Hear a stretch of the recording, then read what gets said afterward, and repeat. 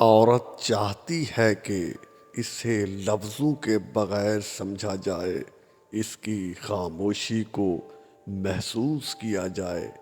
وہ چاہتی ہے کہ اس کی آنکھوں کو نمی کو دیکھ کر اس کے دل کا حال جانا جائے۔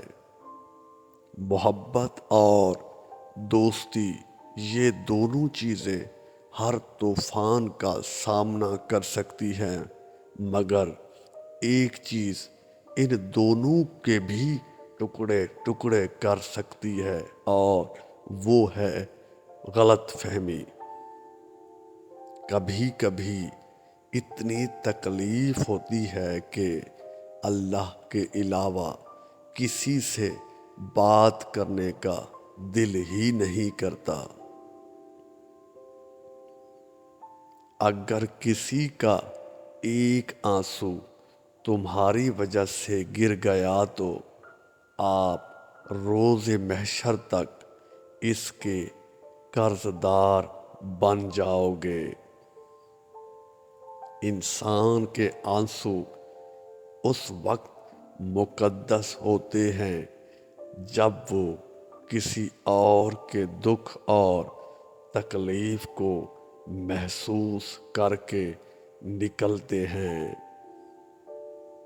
خود کو اتنا مصروف لازمی رکھیں کہ آپ کے پاس منفی خیالات کے لیے وقت ہی نہ نکلے۔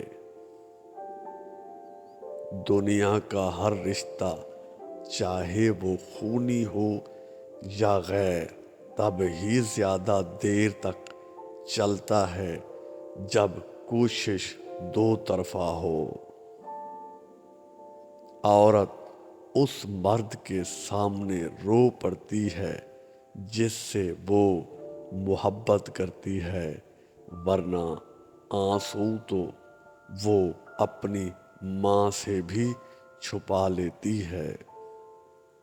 جس دن آپ کو یہ پتہ چل جائے کہ بعض کاموں کا آپ کی مرضی سے نہ ہونا آپ کے لیے کتنا بہتر ہے، اس دن آپ کی بے سکونی ختم ہو جائے گی۔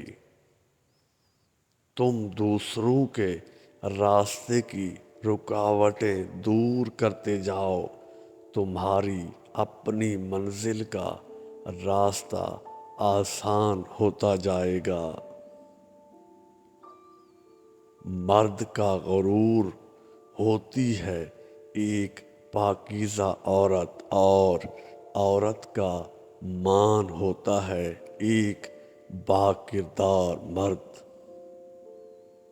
یہ بات ہمیشہ یاد رکھنا، دھوکہ کھانے والے کو اللہ صبر دے دیتا ہے، لیکن دھوکہ دینے والے کو سکون کبھی نہیں ملتا۔ سب سے زیادہ غنی وہ شخص ہے جو اللہ تعالیٰ کی تقسیم پر راضی رہتا ہے۔ جب انسان اپنے نفس اور خواہشات کا غلام بن جائے تو وہ کسی جانور سے کم نہیں ہوتا۔ ہمیں مشکل حالات تب تک مذاق لگتے ہیں جب تک وہ کسی اور پر گزر رہے ہوتے ہیں۔ رازدار جتنے کم بناؤ گے، دھوکہ بھی اتنا ہی کم کھاؤ گے، کیونکہ آپ کی کمزوریاں ہی آپ کے دشمن کو طاقتور بناتی ہیں۔ ہمت ہارنا ناکامی کی طرف پہلا قدم ہے، لہذا اپنی ہمت ہمیشہ برقرار رکھیں۔